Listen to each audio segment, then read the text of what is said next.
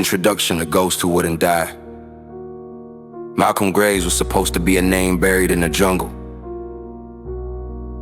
The US government has spent years ensuring that men like him never made it back.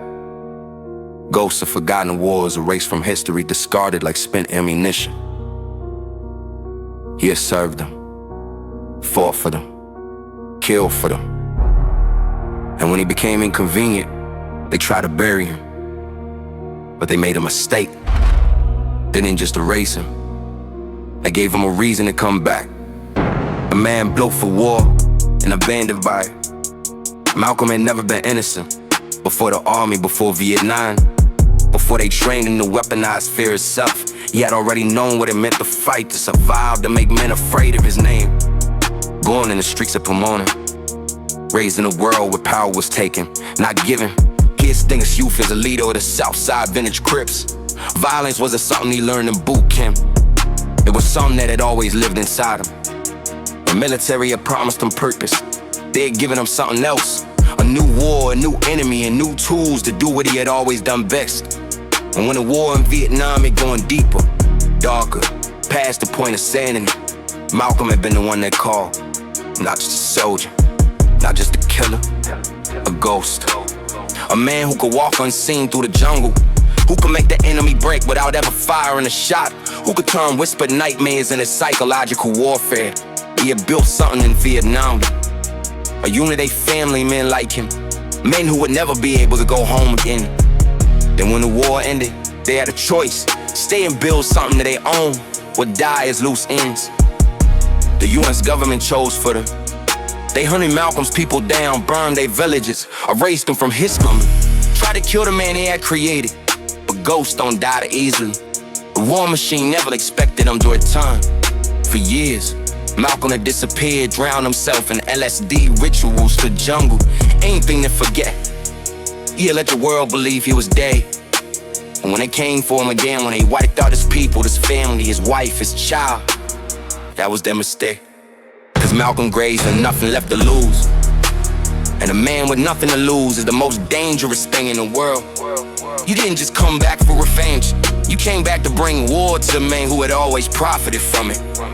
Not the generals, not the politicians, the men behind them, the architects, the billionaires who never held a gun, but they killed more people than any soldier ever could. For the first time, they were the ones being hunted. For the first time, they were afraid of war they never prepared for. They sent kill teams, they sent mercenaries, intelligence agencies, and private security firms. They erased them from every system, wiped his records and declared him a national security threat. But Malcolm had already lived in the shadows. He had spent years being the thing men feared in the dark. And now, he was bringing a system down full of insight.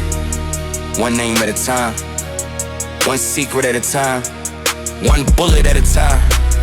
But when they exposed him, when he hijacked the entire world's broadcast, put the mask off the empire and showed the truth, the war machine collapsed under its own weight. But Malcolm wasn't done. Cause men like Elias Mercer, the billionaires who had built an empire in war, would always try to rebuild.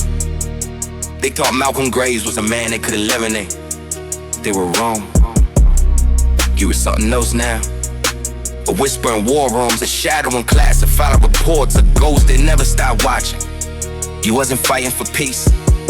He wasn't fighting for justice. He was fighting because someone had to remind him that actions have consequences. Cause the moment they try to build another war machine, another Mercer, another system of endless bloodshed, he would be there, watching, waiting. And this time, they wouldn't even see him coming. The story of a ghost that wouldn't die. This is the story of a man they tried to erase. A man who refused to be forgotten.